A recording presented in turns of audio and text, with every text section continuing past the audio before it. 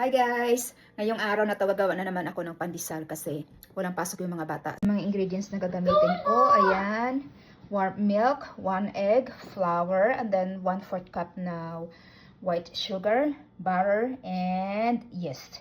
And of course, flour. So first, i-whisk ko lang yung egg ko.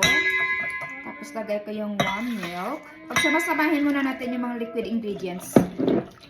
And then, yung butter. 1/4 cup of butter. And then, lagay na natin yung 2 cups na quick rice instant yeast. Yeah, just leave it there. Ayan, i-add lang natin dito. Ay, sus. Add na natin yung lahat. Meron pa. Ayan. Then, hahalo-haluin na natin yan. So, ayan na yung aking dough. Na-knead ko na yan. So, we'll wait until na mag-double yung size niya. We'll see. Tadan!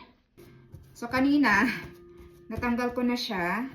Umangat na yung dough natin, like double the size. So, kinuha ko na siya. Ito na ngayon. Ayan. Ikakat lang natin yan.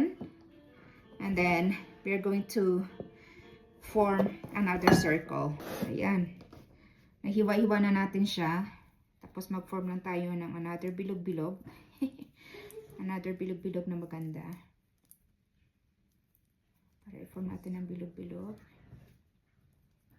Tapos, ayan na siya. So, perfect na to. Itutos natin sa, ayan, breadcrumbs. Lagyan natin ng breadcrumbs. Ayan. And then, ibibig na natin ito mamaya-maya sa oven. So, ayan. So, ayan guys. Uy, tamang-tama. Tumunog na yung ano natin, yung oven. Ayan. So, ilalagay na natin siya sa oven. Ayan. Oven. Yeah. I'm gonna put it in. I'm gonna bake it for 10 to 15 minutes. There you go. See you later. Here it goes. Or, ta-da! Toto, our pandesal is ready. There you go. Ayan na siya. Ayan, ready na. So, you got your pandesal? Hi guys, today I got my first pandesal. Yeah, we made a pandesal. Can you try it? Pandesal. Yep. Can you taste it? Let's see how it tastes like. Init? Is it good? Init pa?